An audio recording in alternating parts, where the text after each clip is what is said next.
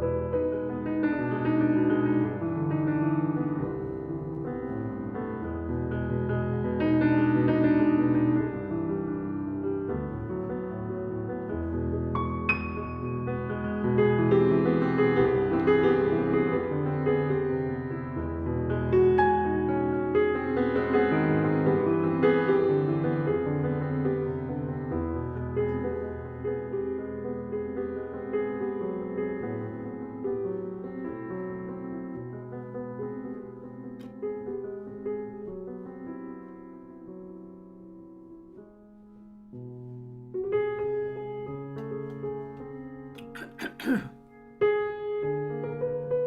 gonna cut here, Gerald, Oh. and because I want to talk. Ladies and gentlemen, this is my guest, Gerald Clayton, and I'm really happy to talk to him. Hi, Gerald. Hi, Cathy. Hi, everyone. Thanks for talking to me. It's great to be here. So, tell us about that. Was that improvisation? I don't know classical enough, but it sounded like it could be a classical piece. But was that an improvisation? Yeah, that was all one big intro into kind of right where you stopped it. It gets a little clear that it's Konalma, but it was one big sort of long meditation leading into Konalma at the beginning of a solo piano performance. And yeah, I don't know what it is either. I don't know about, I guess this is a good place to dissect things like genre titles and whether there's actually much use for them. I actually, if I may prompt the conversation that way, like the idea that now I'm playing classical and now I'm playing jazz and now I'm playing hip hop or whatever it is, like for the creator, as the person who's creating the thing, I think those kinds of boxes and distinctions and words are pretty far from mine. You're just kind of trying to make the music do what it needs to do. Yeah, I mean, I think it went back as far as, the like Chopin and people like that. I mean, they were improvising, right? I mean, I always got the impression that's how they actually wrote, you know, by improvising and then having it come out and then writing it down. It's kind of like how teachers break down what music is about, like jazz, for instance. I mean, the jazz players were just playing it, and then we broke it down to explain what they were doing, right? Yeah, assuming that we can explain what they're doing, and even that I think is a bit presumptive, and that's partially why it's a dangerous thing to do. Um, Assume that you can lump a bunch of different expressions into the same box and say, oh, they're just doing this thing. Yeah. Um, this is one of those conversations that goes back since the inception of these words, and so you can look up different great artists and their take on it. But there's an interview with Max Roach where he talks about this word jazz. It's used to almost to give people the notion that they are somehow doing the same thing as Charlie Parker. He said Charlie Parker was an architect, a genius mind, let alone the skill and craft of playing the instrument on that level.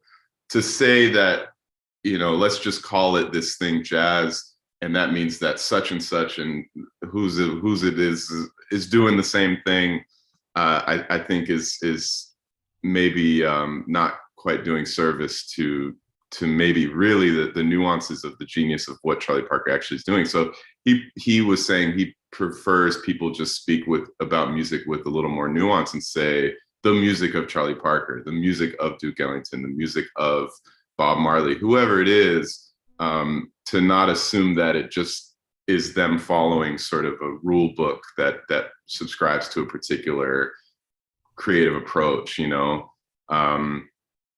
That's part of it. The other thing is it's funny. This is a conversation that I have like with cab drivers. I'm like, this is an ongoing thing. So I already have tangents that I'm ready to go down. But I'm kind of fascinated with the idea of like, what is it really doing for us to label a piece of music? Like, there's let's get away from music and use the analogy of food. Say like, Cathy, let's go get some food. And you say, okay, yeah, what kind of food do you want to eat? I said, let's eat Vietnamese food. And you say, oh, I'm sorry, I don't like Vietnamese food. All of a sudden, you've blocked yourself from trying something.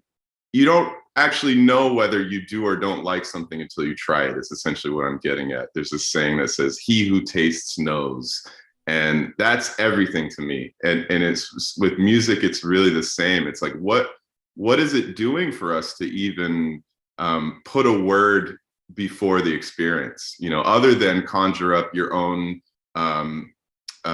past experiences with what you associate with that word. And in a room of 10 people, a single word conjures up a whole lot of different experiences. You say the word jazz to somebody and they might be thinking about Louis Armstrong. You say it to somebody else, they might be thinking about Kenny G. Those are very different worlds and expressions and vibes. So maybe they belong under the same category, but maybe they don't too. Maybe maybe that Vietnamese food that you're about to eat is actually made by a chef who studied in Ethiopia and it's got some special spices that you've never, all of a sudden you're having a meal that you've never had before and it happens to taste really good. I think that's for me, that's the good part, right? Let's just get to the experience itself, the nuance of the music, and further away from this sort of autopilot conversation thing of like, oh, you play music, what kind of music do you play? Well, I'm going to Yeah. interrupt you for a second. One thing that I have to say is fear and safety. And I think in general, humans do what you're saying to be safe. And maybe they don't even think about it. That's just how they were brought up or how they're coming up. They're not fully maybe working on that level of consciousness to break out of patterns, and safety boxes. So I think that's part of it. And it's interesting because I think that over the last, I'd say 20 years, I feel like I've noticed a lot more mixing of styles, right? The Blue Whale was a great venue for that. You saw a lot of really interesting different mixes of stuff. And so, yeah, and of course I agree with you. I mean, there's so many tangents off of this subject, and it also reminds me of this movie whose name I will not remember, but it was with Helen Merrill, and she had this. It was out in the country in France or somewhere, and she had a restaurant, and then right across this tiny little street was another restaurant. Hers was French, his was Indian, and there was an Indian son who was a chef who loved being a chef, and he cooked French with some Indian influences, and it was totally mind blowing, and it was a great movie. But yeah, that was. I dig everything what you said. I really agree that like it's a fear-based sort of notion to categorize, right? It probably comes from some like old survival instinct to say these berries are poisonous, these berries are not poisonous. Right. So eat those, just it just is fascinating when it comes to talking about food, talking about music, these experiential things, the way we sort of go into autopilot. And it's really, it's not with any sort of negative intent. Folks are just like, hey, how's the weather? It's just conversation. Oh, you play music. What kind of music do you play? Seems to be the natural next question. But I just try to, I want to shake folks out of that autopilot, that sort of sleepwalking thing. And I think you're right that the truth of the matter is that all of those sort of lines of demarcation are pretty random and maybe not, that there is a lot more fusing in food and in music and in experiences than maybe language would allow us to express. Yeah. So yeah, if I do have to use a approach, a word, if there's a definition for jazz, for me it is the freedom to fuse all that stuff, right? Like if the word jazz just means freedom, cool, sign me up, you know. But I think because, like I said, there's a room of 10 people and they all have these different views of what the music is, maybe what they've been exposed to. It's even it. I'd rather we just get to the meal, just try it on and start there, and then talk about, I don't know, talk about influences, talk about all the other things that brought you to that experience. Who did I hear you with at Sam First? And Jay Bellarosa was the drummer, I believe. Jay Um, Bellerose, yeah, with Anthony Wilson probably, yeah, yeah. maybe with Anthony. And it struck me. I mean, I love what Anthony's been doing. You know, his songwriting and stuff, which is another example of what we're talking about, right? It's kind of stretching into other genres. And you, I remember like listening to you and thinking, wow, he's really fitting in with uh, this style, whatever it is. It's not, I mean, yeah, you've studied jazz and I hear that, but you weren't playing like a swing thing or anything like out of that style, you know? And that's, it's, like I like the idea that you said, you know, if jazz means freedom, sign me up.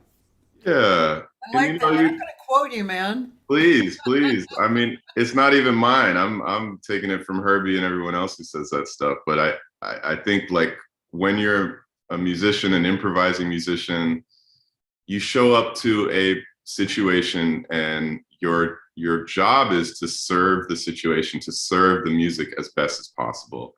And usually the music kind of tells you what that means, what some of those limits might be. Like, um, yeah, Anthony is singing lyrics, so maybe this isn't the gig for you to play fortissimo and pound on the keys. Maybe it's more delicate, or maybe your role as a piano player is different in this context than in other ones.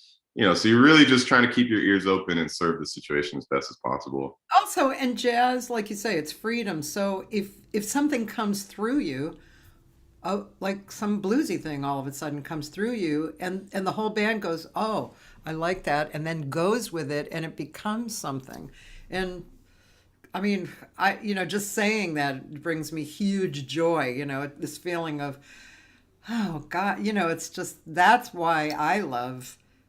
Well, that's why I have see now I'm rethinking since we're talking about this, but that's why I have loved jazz because that's but like as you say, it's not just jazz in a box, but my concept of jazz, which is this freedom and it feels so good to the soul, and I think it's so worthwhile to give to people, you know. I agree. It's nice that we have these safe spaces to express ourselves openly, and that there are, um, you know, music making platforms like a jam session where you are safe to express whatever the music is telling you to express. That's a really beautiful aspect of this community, of this tradition. Um, yeah, definitely something to be grateful for.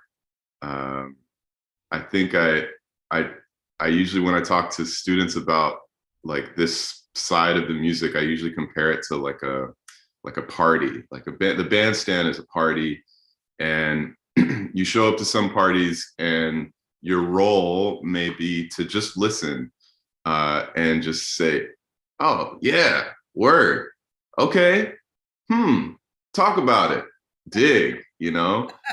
And you might come to another party and maybe the person who's talking is kind of off on one of those tangents and you need to steer them back another way. Say, excuse me, I'm sorry to interrupt, but I strongly disagree. That's BS. Have you thought of this? Whatever, you know. So whatever that translates to musically is the bandstand, right? Like whether you play the chord that's nice and pretty and inside of everything, Yeah. or if you play something that has a little bit of a rub, a little bit of an angle, because the party, the music, the bandstand is telling you it needs that, you know. So you're really still in service. It's not, even though yes, it's you and your expression, you're in service of the situation, of the scenario, of the party. That's how I Yeah. like to talk about it. Yeah, and I always like that in service. I always I just think that's just a great concept to get across to people, Yeah. students, and you know, it's great. It's a great thing. That's like when I have students who are kind of clueless. They show up. They just don't really know why they're there. I mean, they want to sing, but that's Mm, mm. I kind of get that in there. It's a little. It's like you're looking this way. All right, look this way. It's Yeah. much better when you look that way. Yeah. Yeah, that it's such a natural thing for us to sort of be self-preserving, right? Like worried about how we're coming across, and um all of those kind of like nervous energy and anxious energy, all that stuff is so relatable. My dad used to say nervous energy is the same as selfish energy. That when you're being nervous, you're being selfish. You're thinking about me. What if I sound bad? And everybody knows that I sound worse, and I wish me, I, me, I. So he says, yeah, switch your focus away from yourself and into the music. What is happening on this band? So what did the drummer play? What is the bass player playing? Before you know it, you're not even thinking about yourself. Your focus is on what's being contributed. And that's why I say the music kind of tells you what to do, because it is less about you and what you're doing than having your sensors open to what's happening and reacting and Yeah. playing and dancing with that. Yeah, I couldn't agree more. Yeah. Yeah, it's I've been reading a lot of spiritual stuff over the last 2 years, and you should see my books by my bed. It's like it's kind of stupid. It's I don't know, there's 20 books there, I don't know. But anyway, but it's good because I keep getting more and more information. But, being in the moment and I always told my students, when they said they were nervous, like listen to the musicians. Just switch your focus and listen to the musicians, and you won't be nervous anymore. And an interesting thing I used to observe in my jam sessions: no matter how bad or good the singer was, if they were listening to the musicians sounded great. And Yeah. if they were not listening to the musicians kind of didn't really sound great. That was a really interesting little aspect of it. Yeah, everyone in that ecosystem really plays a vital role and contributes something. And if someone is not, in the right, if they're sort of in their own world, then yeah, that's going to be reflected in the overall outcome of the music for sure. It's funny. Um, I had kind of one of those good and bad nights sleeping. I woke up at 5. And then stuff was going on, and I was thinking of. I'm just going to share this because I just because last night I was thinking about this. So I had, real briefly, I was producing a session, and a friend of mine was playing piano, and they were really bad mannered, hmm, and just I won't go into details, but they were just bad mannered. And later, I felt, not during I just felt bad for them, and kind of I was trying to fix the situation. And later, when I thought about it, I felt betrayed by this friend, because it was a friend. And then last night I was thinking, because I want to talk to this friend and tell them, what really thought, because I love them. And then I realized, it wasn't just a betrayal of me, it was a betrayal of themselves. They betrayed themselves by acting like that. And that's another thing. It's like when you're in this ecosystem, as you called it, which is a great way of describing it, you're responsible for everything and everyone. Because it's your reality. If you're focused on it, this is your reality. So even if you think of something, you know, um, it has an effect on the whole thing. And I think that's the one thing that pisses me off about musicians, if I get pissed off at all, is lack of respect for in that way. I just go ballistic when I see that happening. I've seen that a few times with varying degree levels of people too, and Yeah, um, yeah, it's just in service, we're in this together. We're responsible. It's my world as well as your world, all of these things. it's really true and very relatable. That thing of feeling triggered by someone not holding something sacred in that way. It's like someone, um, yeah, just drunk in church or something. They'd be like, "Yo, Yeah, like this is sacred. This is we." Um, but I also relate to that thing of sort of going through the emotions of first maybe taking it personally and then saying, "Wait, I'm not even."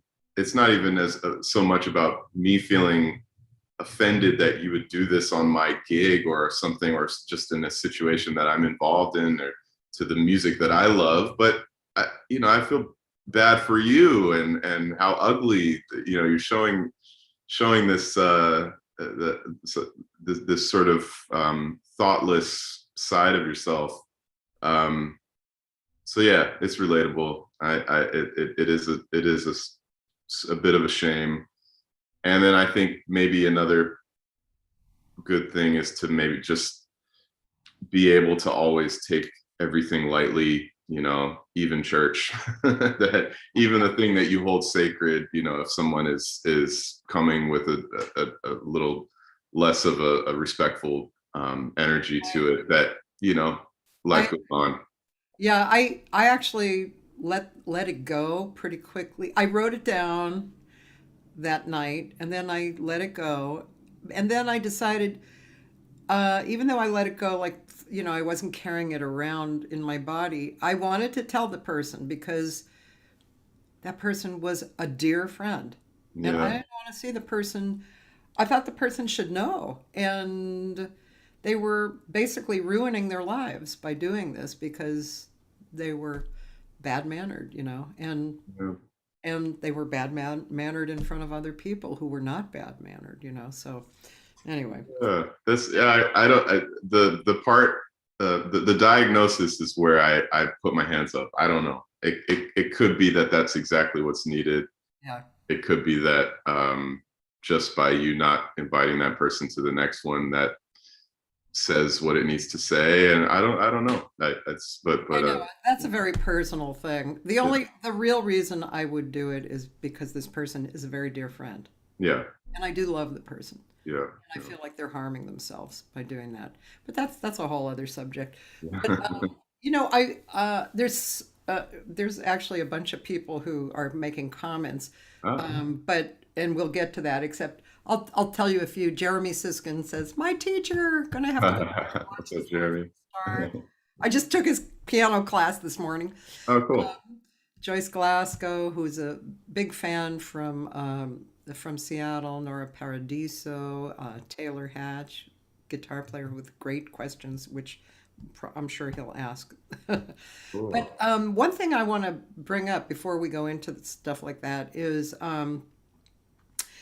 it's pretty wonderful and obvious that you are from a great heritage. Your family is exactly what I'm talking about. Like people who respect the process and the art form and uh, music and jazz as part of life and humans. And I mean, your dad alone, is just like, to me, is like a hero, and your uncle was, and so I don't know, I'm not even sure what my question is exactly. I guess I'm curious because you're within this heritage. Um, did you ever stop and think, "Oh, wow, I'm in this heritage," or was it just a very natural thing and you didn't really think about that? Um, Probably a bit of both. there are definitely, it's hard not to have a bit of wow when you get to go see a sound check at a big hall somewhere, and you're just kind of a kid following your dad to work, but it happens to be at the Hollywood Bowl or something. There's all these moments of like, wow, this is kind of cool. This is something special, Yeah.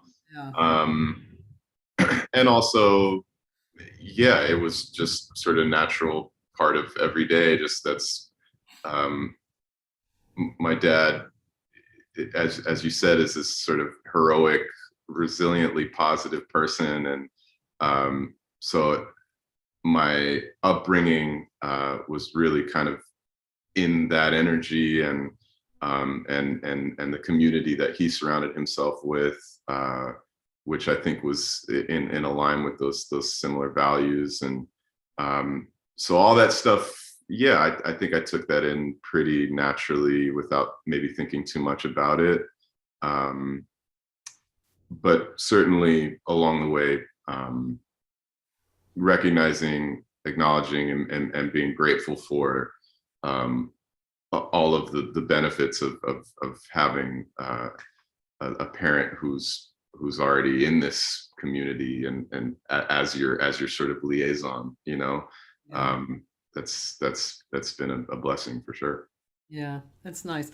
I mean, my dad was a sax player, and he Hmm. had big bands, and and I cut my teeth on going to his rehearsals, and I always joke around that, when I was 5, the musicians were flirting with me, and that's why I decided to sing. But so. 5, geez, who are these musicians? Horrible. But I mean, and my dad, I mean, we all get it. In fact, I was just talking to Calabria Foti yesterday about this. That's one thing I find so fascinating about these conversations is how people came up. You Hmm. know, there's so many different stories and ways, and fascinating. Were your parents musical? Were they not musical? Where did you find your love for jazz? Like, for instance, were you like me? I mean, I loved jazz from when I was 5, because my dad was playing it all the time around the house. We painted the living room to Ella Fitzgerald. But as I grew up, I also embraced other styles of music. I went through the Woodstock period and the Motown period, and I went through all of that and absolutely loved it. But I was also at Berkeley, and I was listening. I was got excited about Weather Report and Bob Moses and ECM. So, what was your journey like? I think it was probably similar, just with different artists maybe, and probably a lot of the same artists too. But just thinking about that trajectory of, you're exposed to the music that your parents are playing around you, whatever you get in the house, right? For me, maybe that was Oscar Peterson and Ray Brown and Clark Terry and all of that community again that my dad surrounded himself with. And then maybe a few years later, you learn that this expression, if it is the word jazz again, is huge and wide and vast, and has all these varying sounds and styles and approaches and all that stuff. So being allowed to check that stuff out, being allowed to love that stuff, becomes the new thing that you're into. It's not a new artist or sound. It's the fact that there are a lot of new artists and sounds. So that was kind of the same thing around high school. I went to LA County High School for the Arts, and I met a bunch of other great young musicians who were passionate about music and hipping me to records that I wasn't hip to. So yeah, there's that foundation of the music you just sort of associate with home, and for me that was a lot of those cats I mentioned, and I feel lucky to have that, because it's this music that still I can listen to and just feels like apple pie or something. It's just like a good, comforting meal. And then yeah, sort of branching out from there and checking out all of the greats, but really. It didn't take long to realized that the idea of the distinction between genres was bogus, was illusory. That actually, that old Duke Ellington saying of "there's good music and the other kind of music," that's really what rings true. And so, being on the search for good music was the path. It seemed very clear, like, along with my parents and my uncle and my family, and sort of their acceptance of that idea of that North Star, you know, getting to meet other musicians who are coming from really different foundations musically, but had that same purpose of finding good music, soaking up good music. That, okay, we're all doing the same thing here. We're all just striving to serve the music and serve good music and find good music, and everybody's invited to that party. Yeah, that's great. I think that feeling is much more prevalent now, actually, because of the pandemic, strangely enough. Hmm. I see, I think that the general public is more aware how important music is. I just see that, and I mean, it is what it is, right? The pandemic and all that stuff. I'm going to give you your first question here. Taylor Hatch says he has a question to ask about composing Dusk Baby. What was the inspiration behind the tune, and how compositionally did the song come to you? Thanks, Taylor.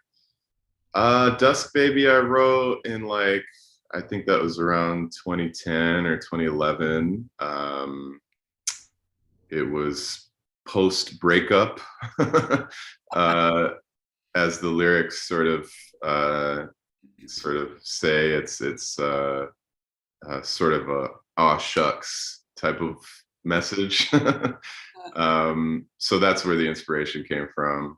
And the process of writing it, it's been long enough that I can't really remember the minute details. But yeah, I guess in those days it was sit down at the piano, maybe start with a, a seed of an idea. Maybe it's a harmonic progression, maybe it's a feeling, a groove, and kind of building off of that. But at that time, I was living in New York City, and I lived with Justin Brown, the drummer on that record, and I played with him for years and years and years.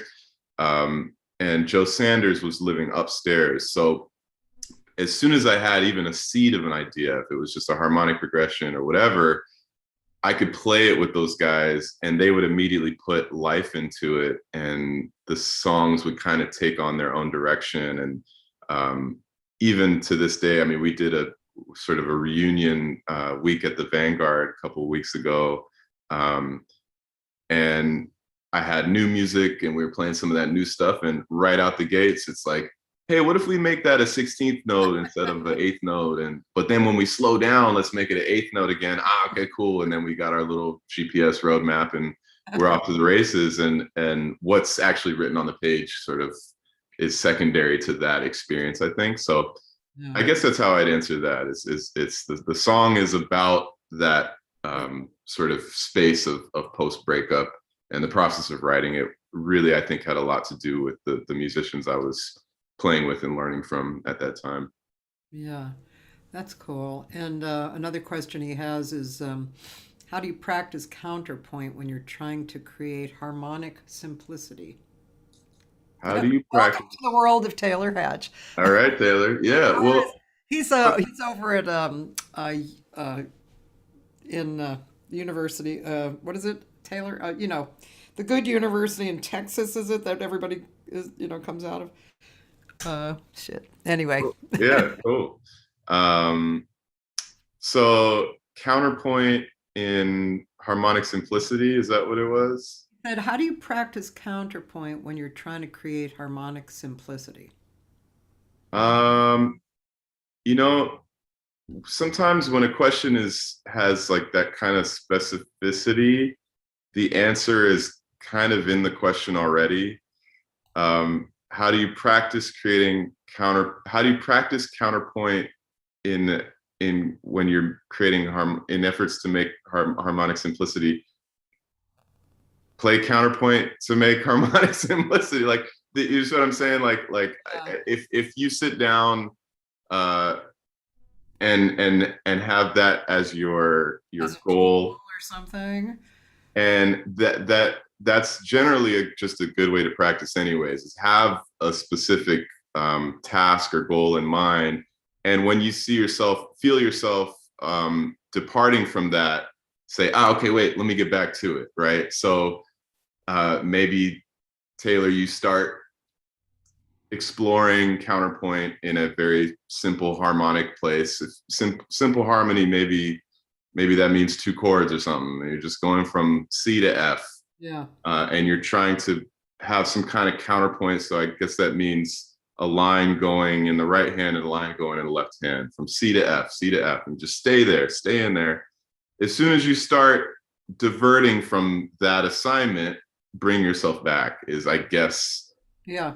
the first way to try it. Yeah, I like that. The other thing I always like to ask of, like, someone with a question like this is, like, if, Taylor, maybe you have a specific track or song or artist in mind that exemplifies this thing that you're trying to get after, go to that. You know, if you're thinking of Brad Mehldau or Fred Hirsch or whoever it is as the pinnacle exemplary version of, like, counterpoint within harmonic simplicity, don't worry about you. Go to them and just soak that up. Listen to that over and over and over and over. Sing along with that over and over and over. Figure out what you've been listening to and singing, you know, on the piano, on your instrument. That, I think, is generally just kind of the process, and it's what feeds us. Like, all the answers are kind of in the music. So when you get too into these theoretical concepts and get away from the actual sound source, I start to get a little nervous. Like, let's forget how you describe that. Oh, you mean Brad Mehldau? Man, just check out a bunch of Brad, you know? So I don't know. I hope that's helpful. That's something for years that I've wanted to do that I just haven't gotten to, is like really learn, because I kind of know the songs already because I've listened so many times. But Michael Brecker, his soloing, he does something kind of outside the key. I don't know how to describe it theoretically, but it just absolutely turns me on, and I want to sing like that. You know, and I know I have to listen and listen or take it down. I have to get it inside of me. And I mean, it's nice to know. It's kind of like when I'm singing along with something that I have a chart on and it's a little complicated, or even if I'm just scatting. If I have the chart in front of me and I see the chords, somewhere in the back, it's good. You know, something in there, some little guy's going, okay, here, we're doing this chord, you know. But also, if I just forget what's there and I just do it, and I kind of inside foresee the next chord or group of chords, but I'm on a flow, that's it. That's the great thing. So it's kind of like what you're saying. It's like, just you like it? Soak it up. Yeah. I think it's the way that this music is taught is sort of like the conversation about genres. It a little bit assumes that some of these things can be put into a theoretical approach, like that. Getting the essence of Michael Brecker really just means, on this A flat major 7 chord, he happens to be playing this upper extension stemming from blah, blah, blah, blah, blah. Turns out, like, being really astute and knowledgeable and all that may actually not get to the essence of that Brecker solo you're talking about. The only way to get to that, I think, is through soaking it up, listening and processing it in whatever way makes sense to you. But if you don't have that part of it, then chances are you're not going to be doing maybe the same thing, arguably, or even getting to that thing that you initially were after. So even that, like you mentioned, even like jotting it down, like I think there's I think that should be last on the list of things to do. You know, Yeah. just listen to it, sing Yeah. along with it. If you still don't have it, listen to it more, sing along with it more. You know, Yeah. the writing of it down like that's if you're relying on that to tell you what to do, chances are it's not, you know, ingrained really the way it arguably should be. Yeah. Okay. This strays a little bit from what a lot of people say, but still, I agree with that. Although I have had an experience, I remember when I was writing down "Darn That Dream." It was the Bill Evans and Jim Hall, and I was writing down their solos. The only reason I was writing down their solos was because I felt like, yeah, I think I'll write down somebody's solo, right? And I was blown away actually as I was writing it down. I mean, I listened to it and I understood it, you know, and it was really great. I loved it. But when I was writing it down, something else happened inside. I saw I saw their thinking in a different way, and it blew my mind. It Yeah. was, yeah, it was really a cool experience I don't mean to say that I don't have an appreciation for for writing down. yeah, for a theoretical translation of sound, like that that the process of looking at it from that sort of Yeah, mathematical, mechanical reality of what is happening here. It is a C major chord, and he is playing this on top. Right? Okay, got it. That's a thing. Cool. Add it to the ways that we're processing it. But if you do that after 10 listens, you know, it's if gonna I be. check back in with you in a week, it's gone. And if you do that after 5 years of listening, maybe it's different. You know, maybe it's in you in a different way. Maybe some of the things that are inside the music wouldn't be available for you to even process for yourself in those first 10 listens, if that makes sense. That's why I say like all the answers are really in the music. And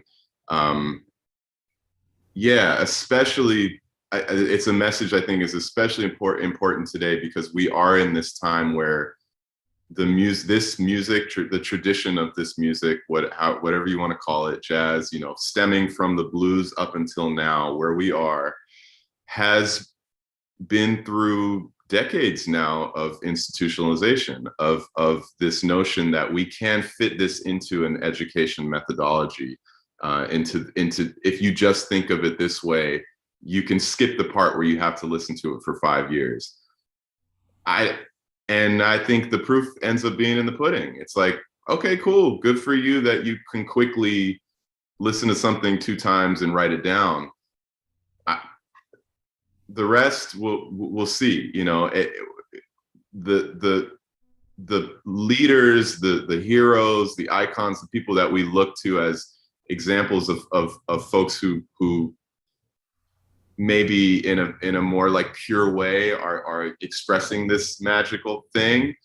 I don't think that they're doing that. I don't think Herbie works that way. You know, I mean, I don't know what Herbie's kind of an anomaly anyway, but But maybe yeah, I just like, you could be, just because you said that there are plenty of people who think other way, like bring it on, let's go, like show me where is the Herbie that does that, you know what I mean? Like, okay, just because a lot of people do it, people have been doing it for like 20-30 years in these educational institutions, and it just ends up creating, I think it ends up watering down the expression. It makes it takes a lot of the life out of the music, because yeah, what is in that Michael Brecker solo that you love so much can't be put on a page, you know.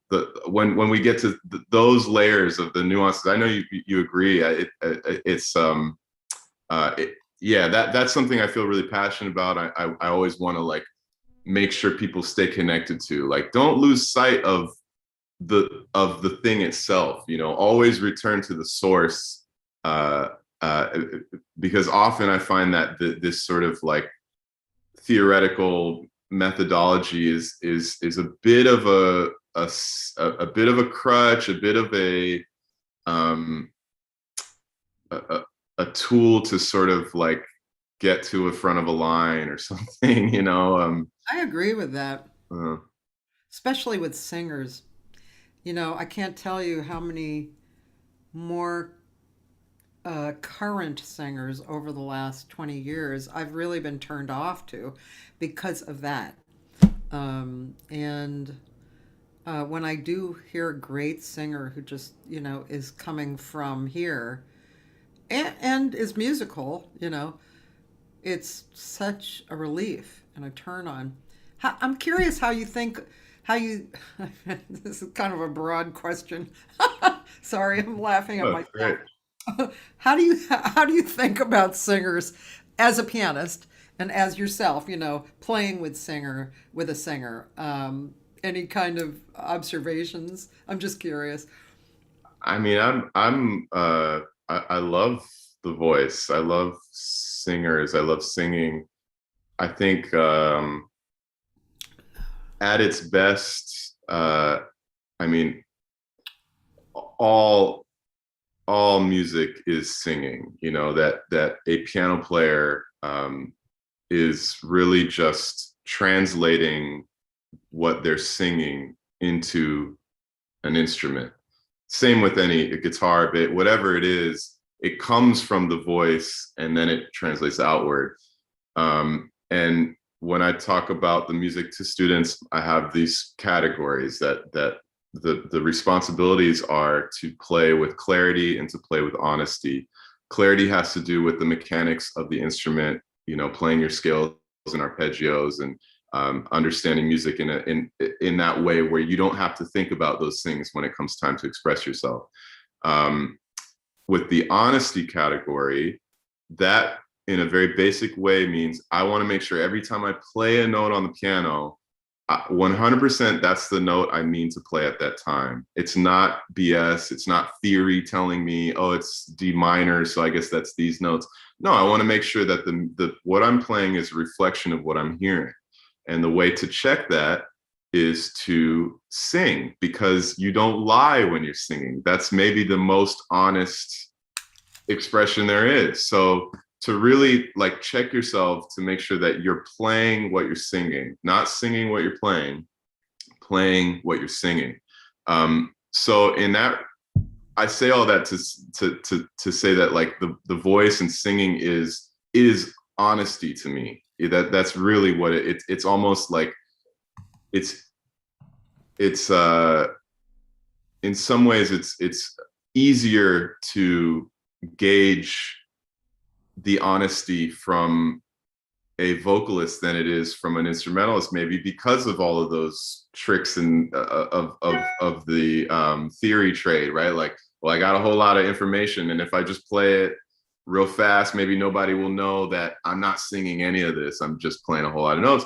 With the voice, it's not a lot of that out there, right? I mean, you really kind of are singing what you're hearing.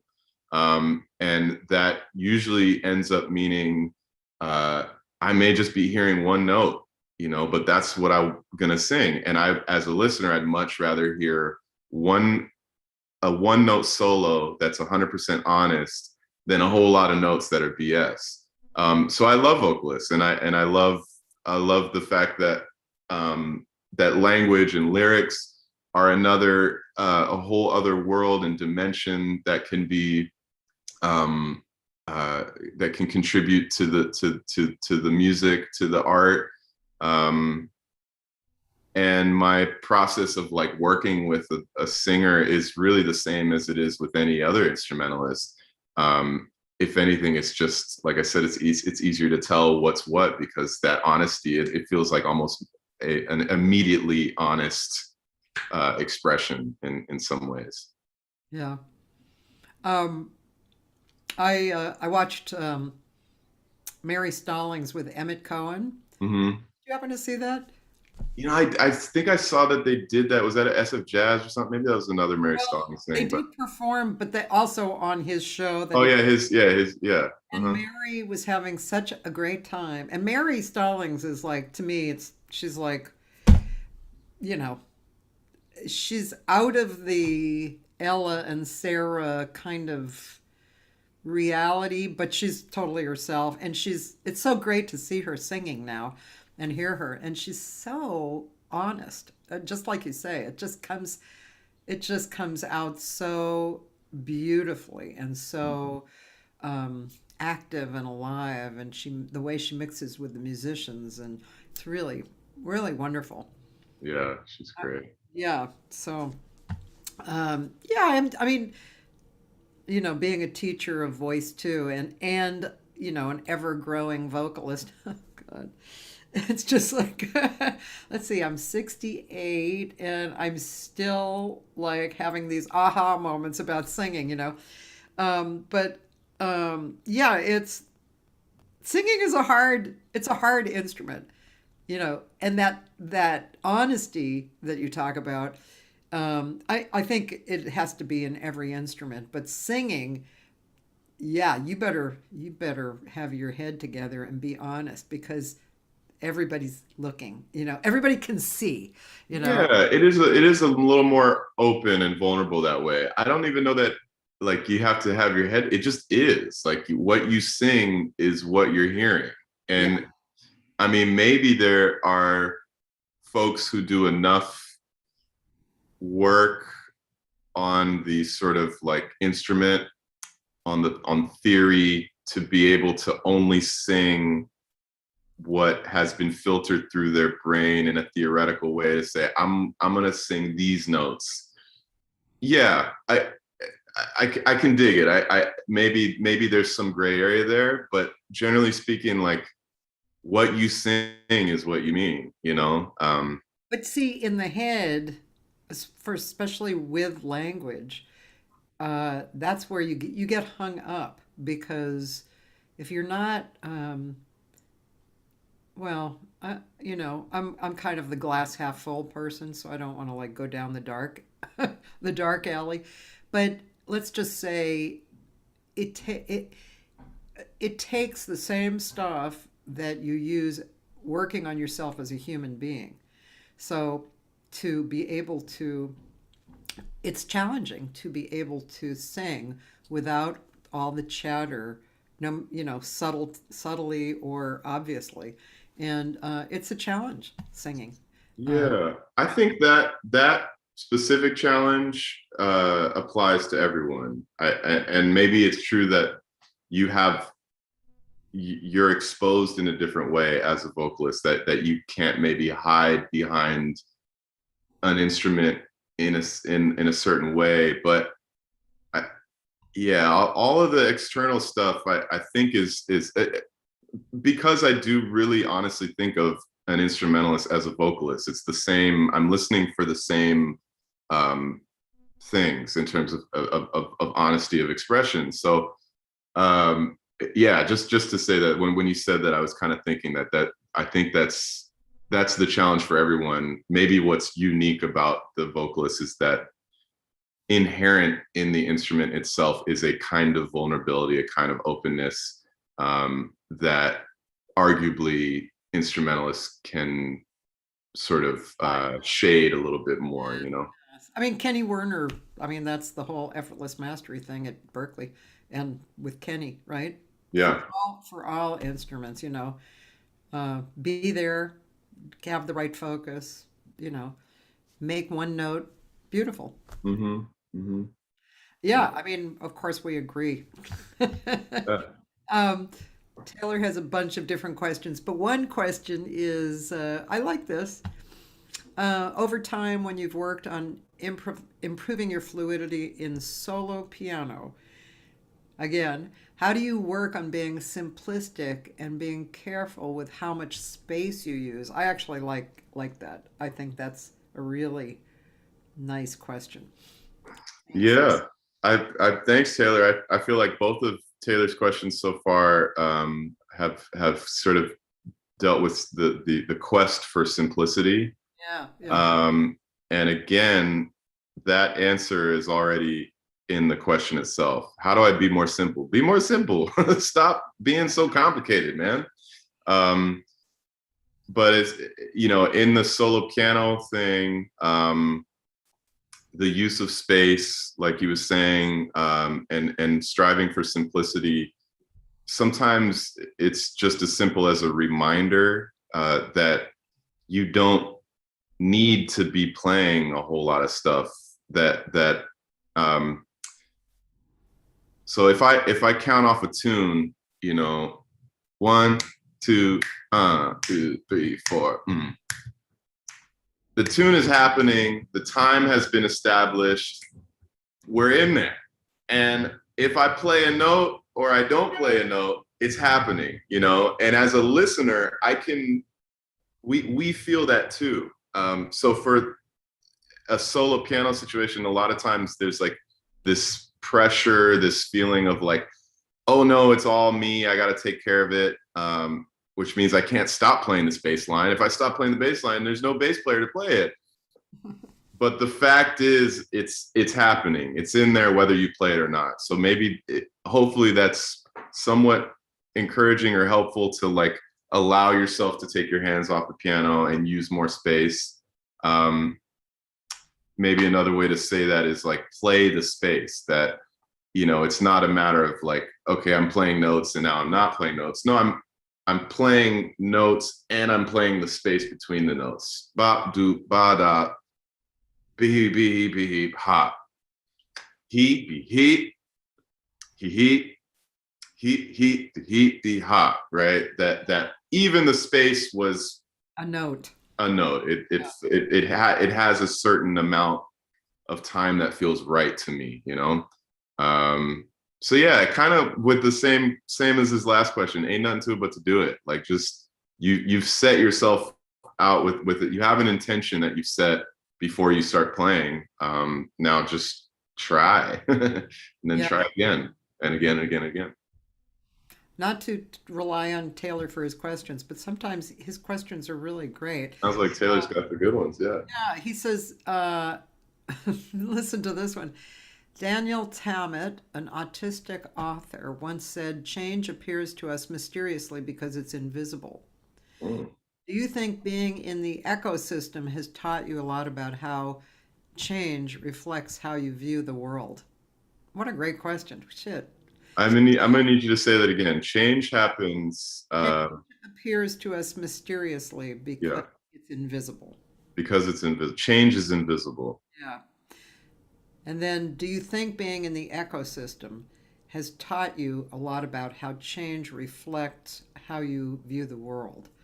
So, I guess how you view the, have you learned from observe? In my view, what he said is, have you learned from change in the ecosystem, observing change, and then being in the world and bringing that over? I think of, I mean, Yeah. that's true. So change being invisible, first maybe to just deal with that as a statement Yeah. and the ways in which I agree with that.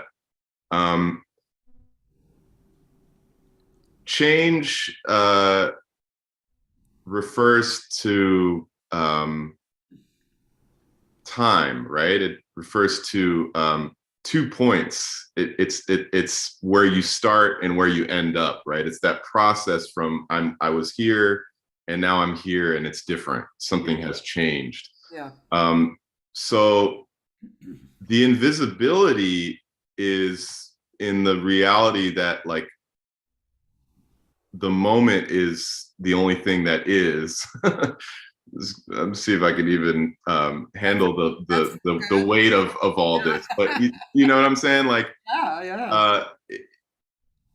change is, you can't feel the passing of time because you only can feel a single moment. But change is arguably visible when you take stock of where you are and say, well, 10 minutes ago, I didn't know row, row, row your boat. And then I spent 10 minutes learning row, row, row your boat. And now I know row, row, row your boat. I've changed, that's visible, arguably, like just to say, well, this moment that I'm in now is different than the one. Yes, the sort of it's always sort of there are changes happening that are invisible. I can dig the sentiment, and I agree with it in that way. So the way that like that being a part of my life and a part of my job and career, whatever, like being able to reflect on that over the years has definitely transferred beyond just the bandstand and just music.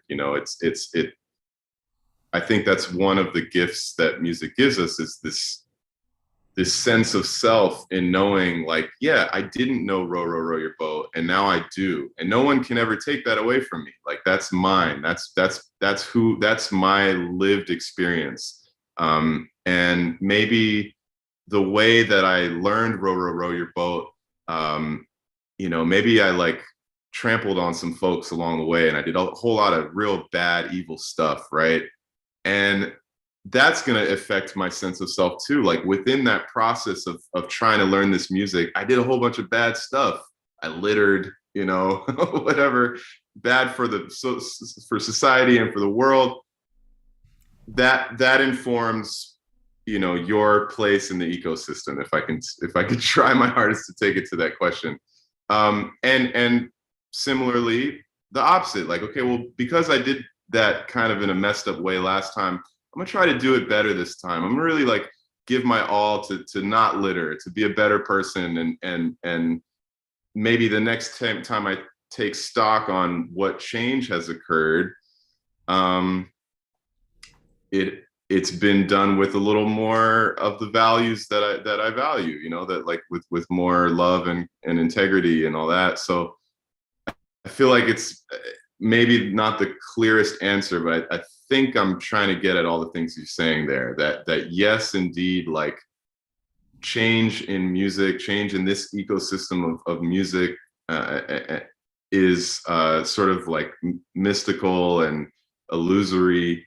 But the process of like trying to do your best at serving this music and changing for the better every day definitely informs your life and your life practice and how you walk through the day, how you talk to, any stranger you come across. So for sure, the music life connection is like is there, and it's really deep. It's a deep question. I mean, I talk about that a lot, and also because of observations I made over the years, especially in teaching, I actually just finished this little book. Oh, nice. The Act of Becoming. And in this book, I mean, I talk about singing and singing jazz and life, because those subjects I feel like I'm very familiar with. But the point of this book is to say a lesson here in life applies, the exact same lesson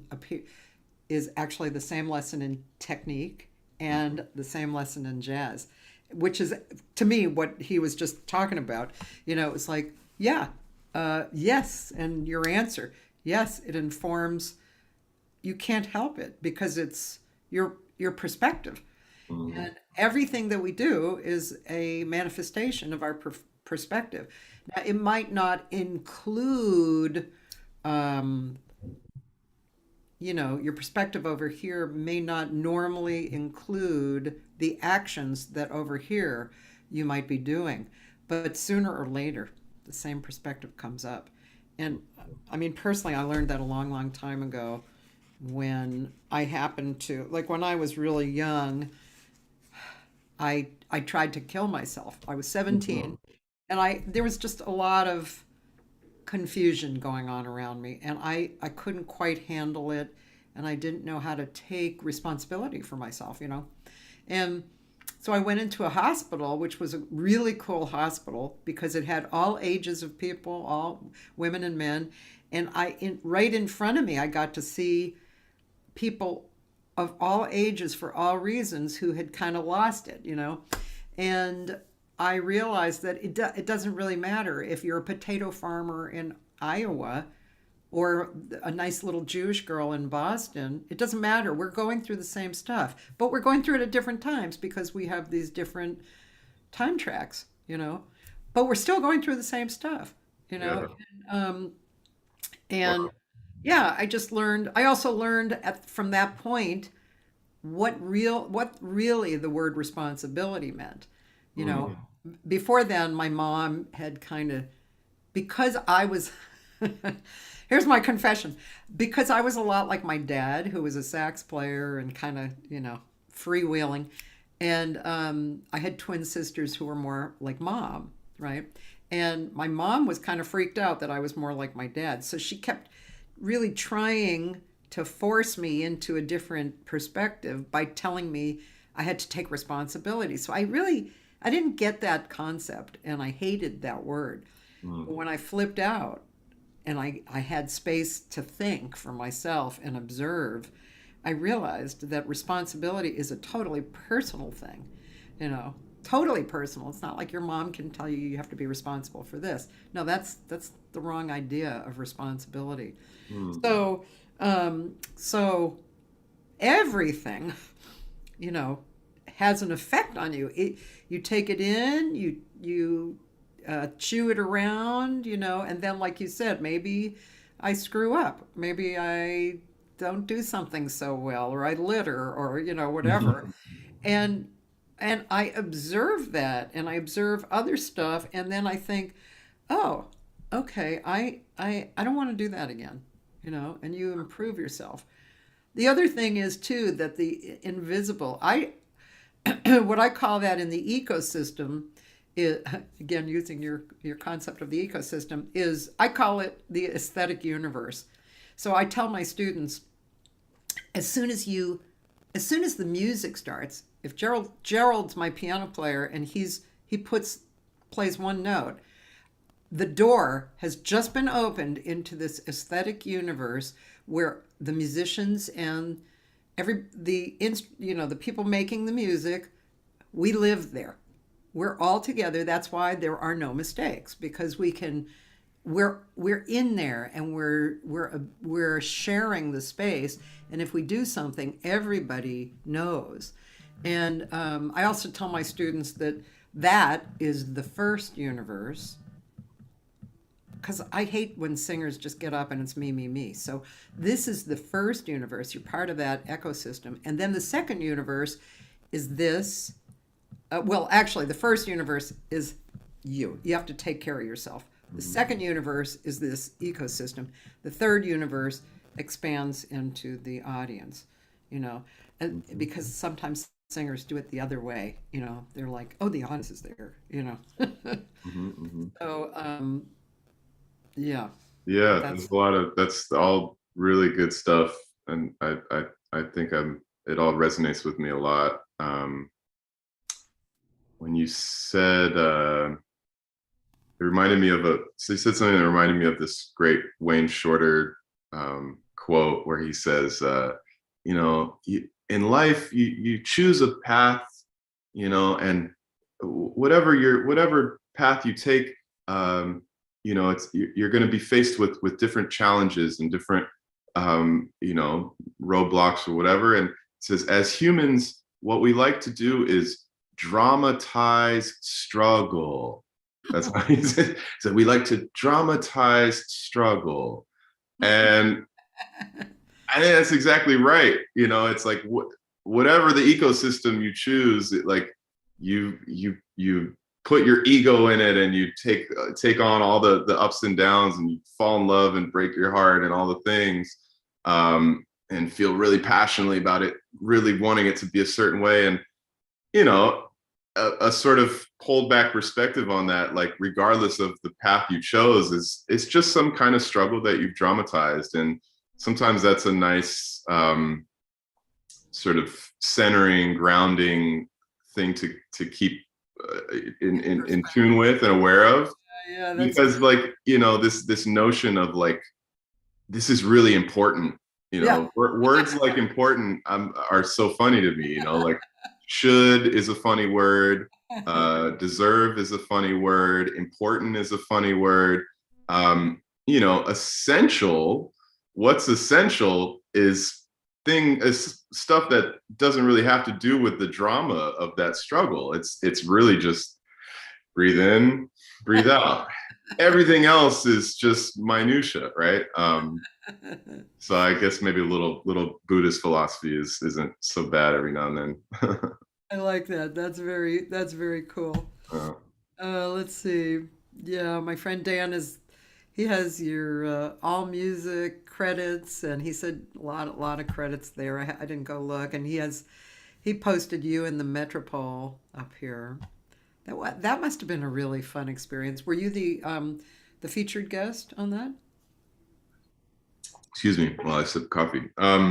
Yeah, that was from a while back. I did that was around my second record. It's called Bond, and the music. Second record with the Metropole? No, it wasn't with the Metropole, but the second record I did was called Bond, and the music from that Oh, was arranged by my dad to play with the Metropole Orchestra oh, for some award in Holland.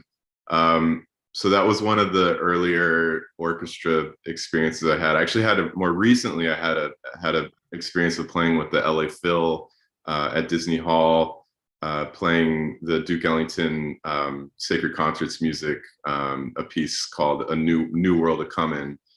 Is kind of this piano concerto, solo piano, and put into a concerto format. And yeah, playing with the orchestra like that was, it's like it's just so much sound. It's just a whole world another ecosystem that you're stepping into. So yeah, I was honored to do that with the Metropole. That was really special back that video that's out there. Yeah, that was a fun one. And just anytime you get to do something that's sort of like yeah. drastically different than your usual trio or quintet gig or something, it's Yeah. really nice stuff. That's beautiful. I'm really happy to talk about this. And you know how subjects come up, and you notice the subjects several times, like within a week. Mhm. Like, oh, I guess this is a lesson. You know, Yeah. and so I've been hearing some music that has been, and now that we're talking about ecosystems, that's a really nice way to put it, because like I think it started last week when I went to Sam First and I heard Otmaro and Katina. Yeah. That was gorgeous. I was talking about it like it was this intricate piece of cloth. It was so beautiful and so substantial. But now the ecosystem is really cool. Even Judy Wexler did a concert, and her music was like that too. A beautiful band and beautiful arrangements. She knew the music really well, and it felt like that. And then this No Net project that I'm working on, that actually that these 2 weeks are kind of different than my normal. You're here on Monday, and then I'm gonna do I'm gonna do a live on Wednesday, and then no more live because this week, because I'm recording. But it's a no net, and John Leftwich wrote arrangements for it, and again, it's like this beautiful intricate cloth that I can be inside of, kind of like how you were just describing, like singing with this orchestra. And it was just it was a complete system. It's a really beautiful feeling. I really love it. It's kind of, I don't know if it's, I don't know if it's a new awareness I have, and maybe singing with even just a quartet is like that, or like not even arrangements but just freewheeling standards or improvising and stuff. I'm not sure. I'm going to have to think about that, because this is kind of a new piece of information coming up. Yeah. It's funny how like that thing I was saying about when you count off a tune, it's happening in the ether, Yeah. whether you play or not. Yep. Um, I think that phenomenon also exists with instrumentation in a weird way. Like, you know, if you're hearing the orchestra's in the air, you know, and maybe it's a bit like, oh, okay, yeah, yeah, sure. But really, like, sometimes you play a duo show. Like I've been really fortunate to work with Charles Lloyd, and some of those concerts have been duo concerts, Hmm. and he always refers to the group as an orchestra, regardless of the size. You know, if it's a trio, this is, you know, the orchestra, always talking about the unit as an orchestra. And sure enough, when you're playing with someone like Lloyd, like, you know, you're hearing more than saxophone. You know, when you count it off, it's in the ether, the timpanis are there, you know, like the strings are there. And I think it really is a matter of like allowing yourself to be open to that existing in whatever context it is, whether it's duo, trio, or an actual symphony orchestra. Um, yeah, it's what music is kind of magical that way. Yeah, you were just making me think of, different arrangers that I've worked with who I've just kind of marveled at.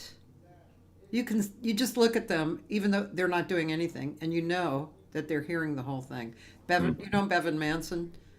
I think I do. That sounds familiar. He's a pianist and arranger composer, and he has one foot in classical and one in jazz, and he's very organic and brilliant. He's brilliant. And in fact, one time we did this jazz chamber orchestra. So we were listening back to tracks, and he was actually working on another piece on his computer.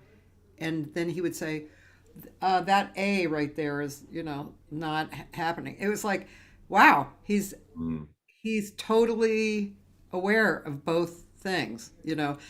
and, but yeah, that's a pretty amazing thing. And I think what you're describing is married to that, but it's just a different manifestation. Like when you play, you're hearing, not necessarily because you're playing a chord or a note, you're hearing stuff while you're playing, but orchestrally, it's like that too. I guess the old composers, like Chopin era, they were doing that all the time, right?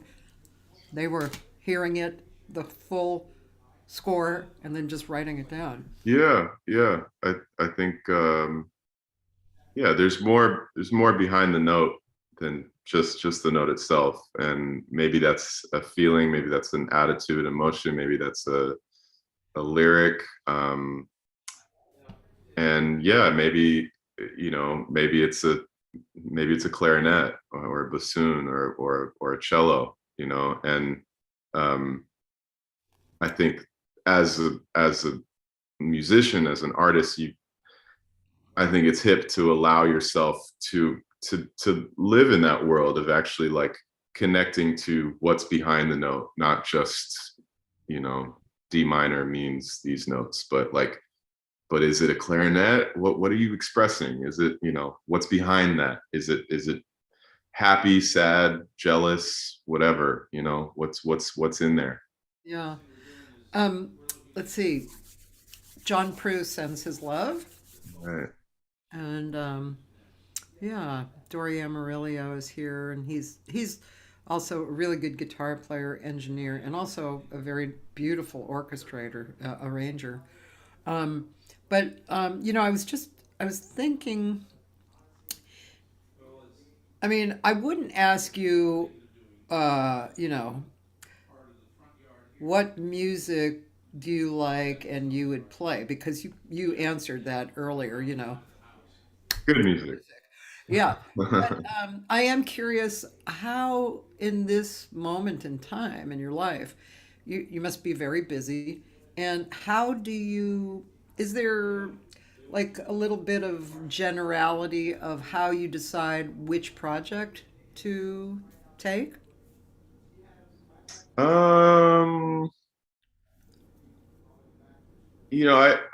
I'm very fortunate that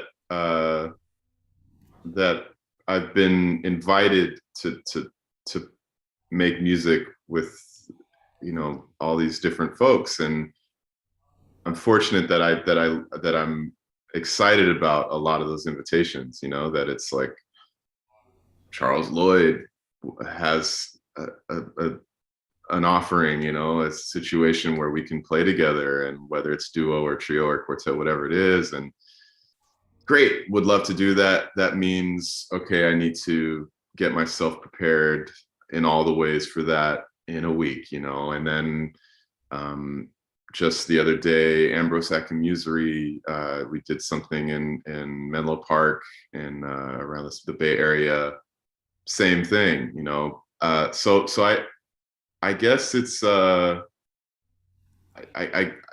don't know if there's a specific thing I'm looking for in the projects or people I collaborate with. Just maybe that thing about honesty of expression is one of those values that's pretty core. Like, I don't really find myself often in musical situations where the musicians are like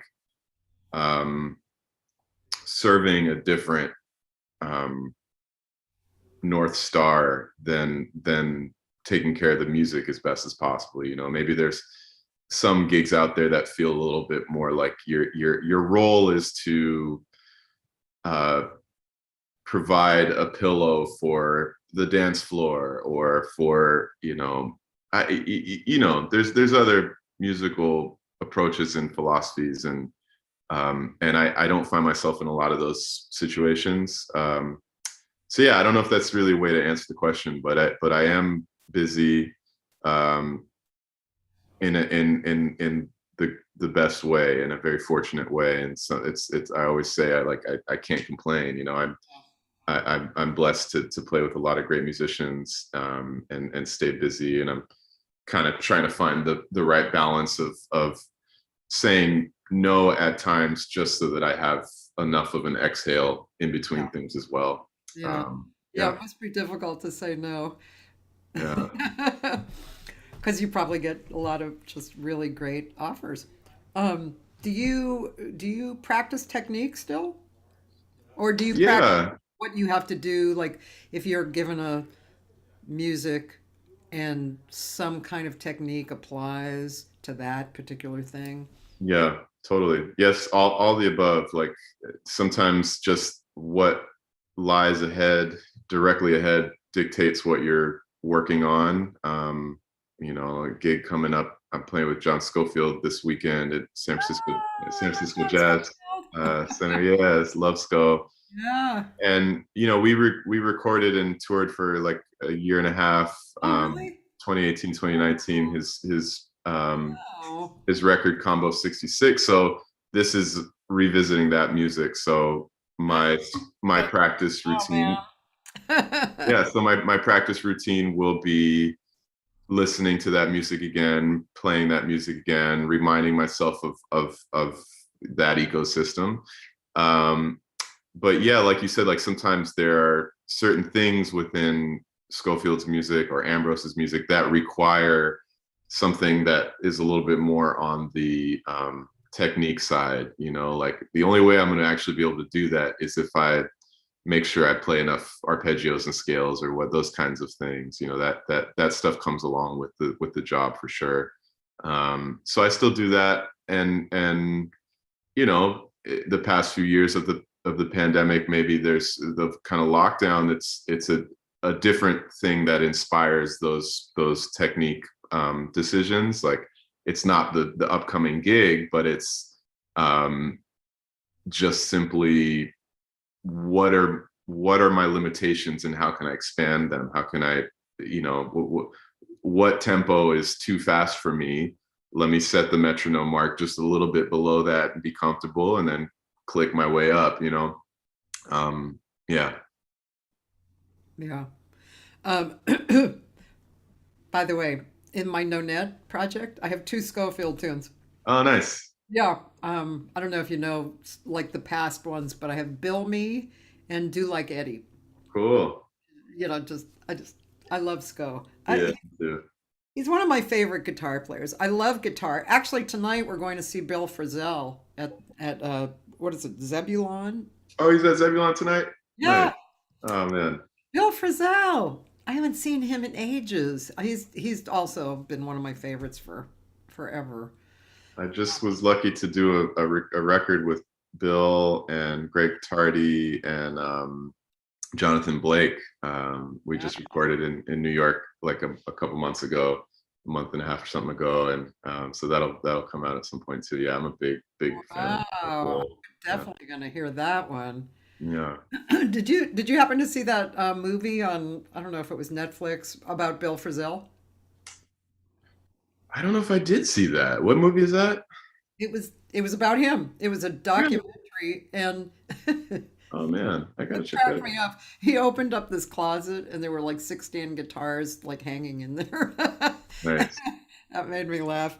But he's a person over the years who has not really, I feel, hasn't been stuck in a genre. Even though he's considered a jazz guitar player, he's played with a lot of people in a lot of kind of styles. Him and actually Adam Levy is kind of like that, you know. And it's really cool to hear.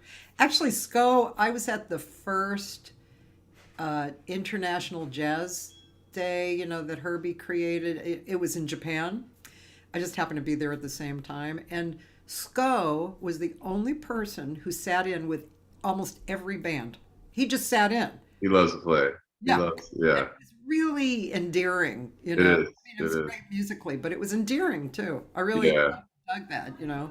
That's one of those. That's one of those qualities, and that is a tradition of this music too. Like Sko is like that. Roy Hargrove was like that. Like every session, if cats are playing, they're up there. They just want to play. Like Yeah. touring with Schofield was really, you just got the sense that like all of the rest of the details were less significant than one, two, one, two, three, four. Like Right. everything else was like, oh, okay, yeah. What does it need to be? Where, you know, where, what? Yeah, sure, food, right? It doesn't matter. Just give me something because we got to get to the stage. You know, really, the focus is on the music, and that is such a beautiful thing to witness and to be around, and it's inspiring. You know, to see that in SCO, to see that in Roy was the same. You know, like Yeah. just a devotion to the music that way. That thing about Bill, you know, not being in a genre, absolutely. And I think what it made me think of it, the it's interesting how certain people you associate them with the freedom that we have agreed exists in this word jazz, right? That if we're using this word, it really means freedom. It really means not no allegiance to anything other than the music, good music, right? Um, and that certain artists are express that in a way, and maybe the records they put out, the people they collaborate with, whatever it is that you're exposed to of them, really gives you the sense that that's their philosophy. I just say that to say that like it may be that some of those artists that you don't associate with that same amount of freedom in the music are actually just as open-minded and actually just as are similar in that love and appreciation for the freedom of expression. You know, maybe they found a certain dialect in the language of the music that feels true to them, and they express that more than other things, or maybe the records that they put out or your exposure to them is in a place that would make it seem like it's okay if I just say they like this box. But I just say that to because it's fascinating, and maybe worth being, maybe just something worth observing and being careful about, like Yeah. who we associate with Yeah. representing the freedom of the music and not. And I don't say that it has nothing to do with Bill. Like absolutely, he is an exemplar. He's one of the best exemplar, examples of pure, devotion to good music, and not sweating any of the lyrics, any of the words and narratives put onto it. Um, but I think like maybe it's our job as listeners to sort of like do the digging and find out, yeah, what is this? Where are they coming from? What are they thinking? Does it come from a very like rigid approach, or are they actually really free, and would they be open to collaborating with somebody that whose music gets sold in another part of the record store, anyway, just a thought. Billy did that on his. I mean, especially on his Laura Nyro record. That whole. Mm, I mean, he had all these different singers from different. You know. yeah, the tribe is large, like I think most of the folks that we know and love, they're all like-minded that way, and even folks that you wouldn't think it, you know could be someone like Wynton Marsalis, who maybe people put a certain kind of narrative about where he's coming from in terms of musical approach, which already it's pretty presumptive, and to think that where he's coming from. But even someone like that, I think, represents a certain type of openness that maybe you wouldn't associate them with. So I say that just because we got to like be delicate sometimes when we're thinking about Yeah. uh, Well, again, there's good music, and then yeah, the other kind. yeah. And actually, yesterday I went to a charity event for something called the Loving Home Hospice, which is a hospice specifically for children.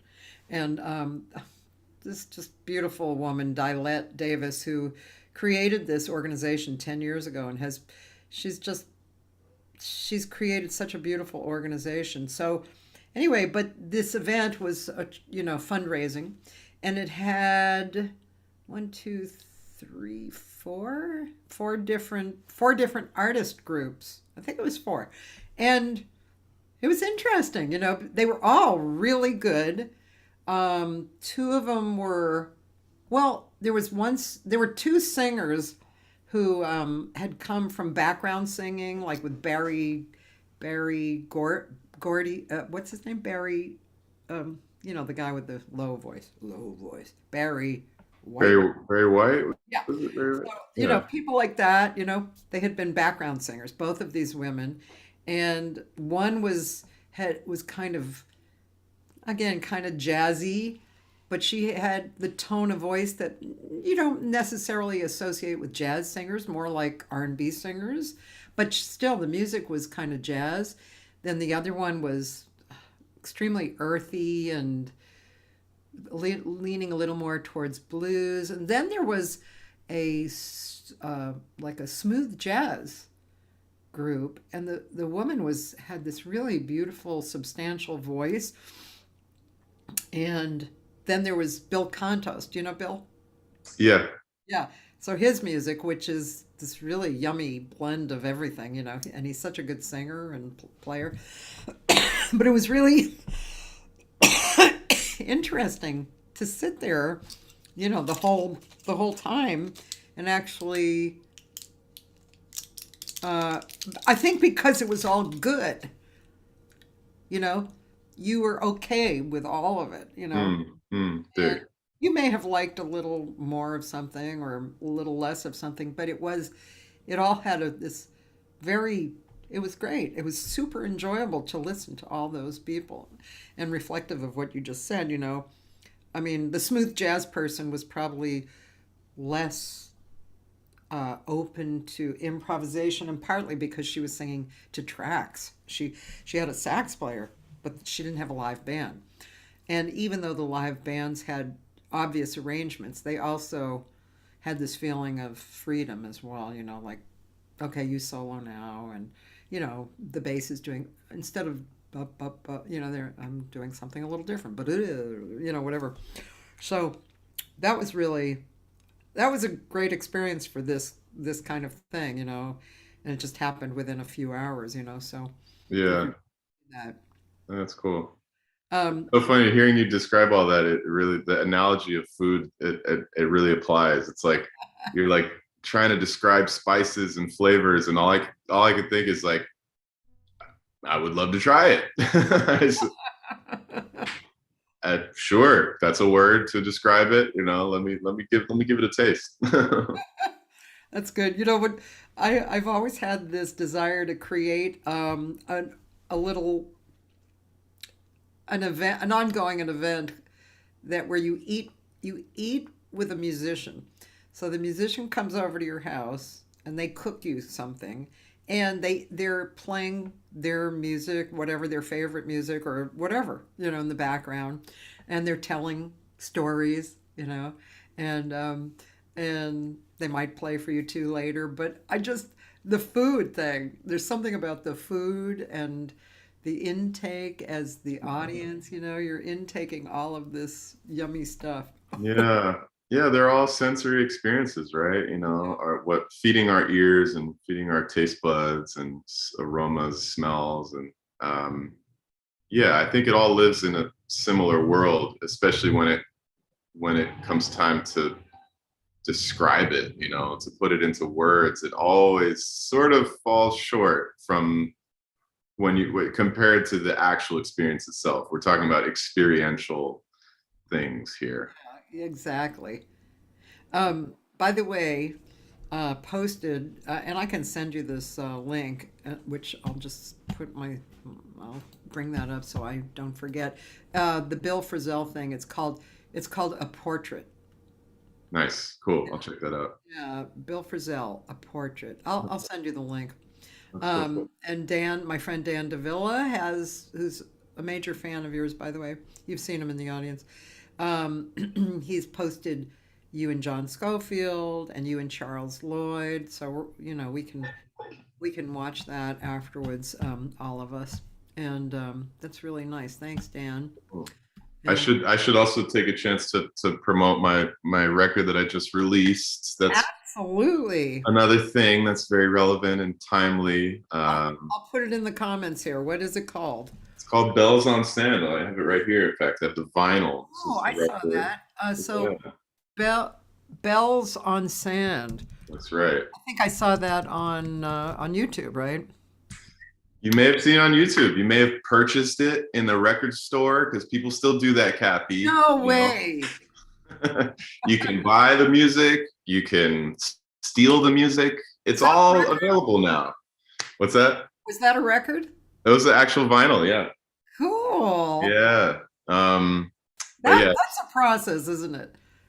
Yeah. You making vinyl? The science of it is, yeah. Did you listen to it a bunch? Christian Jacobs, when he was making his vinyl for a solo concert, they didn't own a record player. So they came over here to listen. Okay. They kept listening and listening, Did you go through that kind of thing? Like listen? Yeah. When you make a record, there's that process of getting the mixes and listening to them and making tweaks and things like that. And for the vinyl, it's the same. They send the sort of the copy that you're meant to approve and check out and make any tweaks if you need to.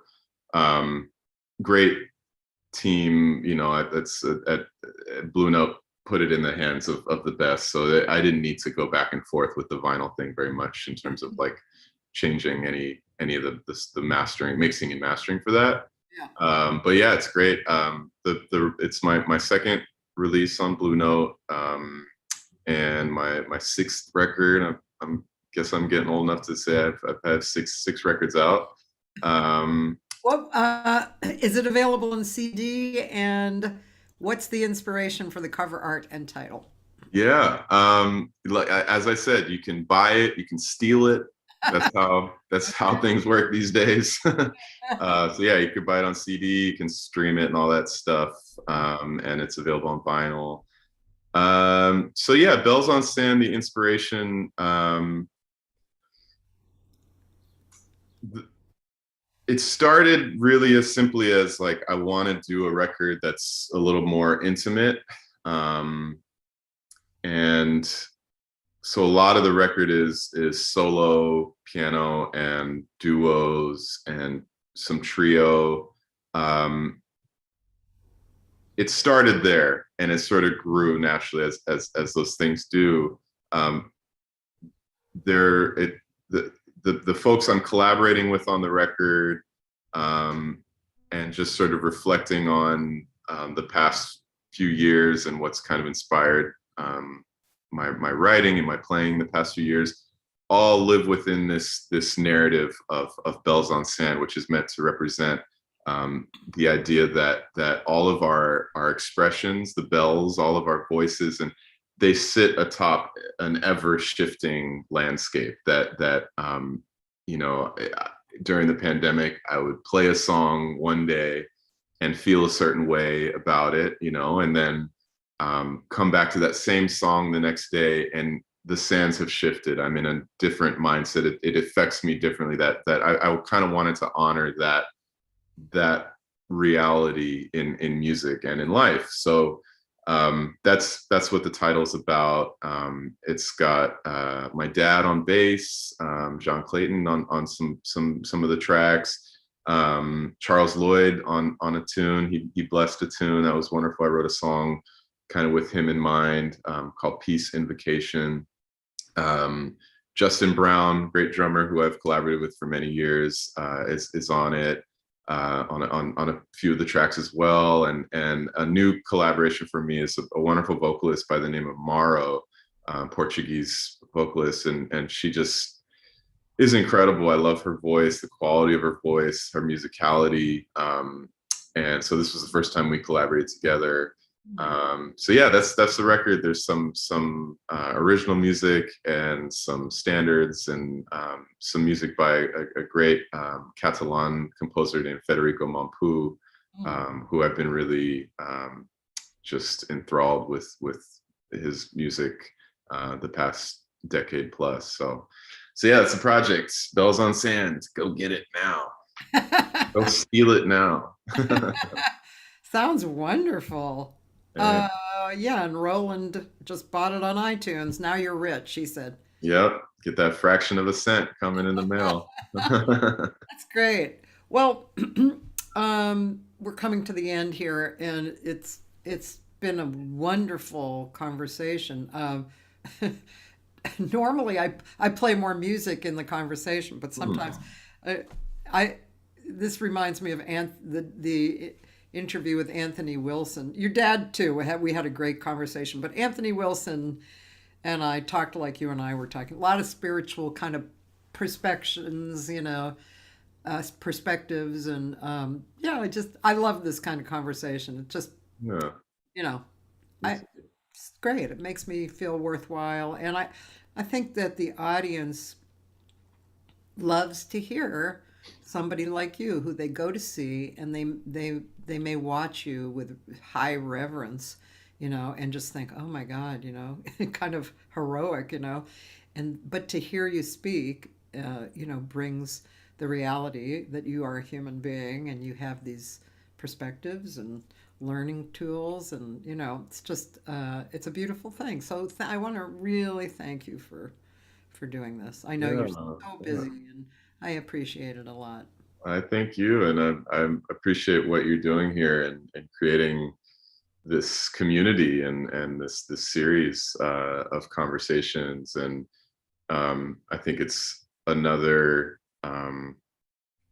important aspect of the tradition of the music is service to the community that loves the music, that makes the music and listens to the music, that supports the music, and to create something like this that is a safe space, is a place for us to get into some deeper conversations about things, is a wonderful thing, and so thank you for what you do for the community and for the music. Thanks, Gerald. Yeah. And ladies and gentlemen, the other live guest I have on this week is Wednesday, and it's a wonderful singer who was I've been friends early on when I came to LA, Cynthia Utterback, and in Leimert Park we became friends, and Other than that, I'm going to have all archives this week, but it's always good. And you can always see who I'm having on my website. So that's about it. Thank you so much. Oh, and if anyone's in town here in LA, I should say this. Wednesday night, I'm playing at Catalina's with my Nonette project. And it's pretty fun, pretty great. So if you're into it, come join us. So thanks, Gerald. Thank you, Cathy. Have a great day. You too. Bye, everyone.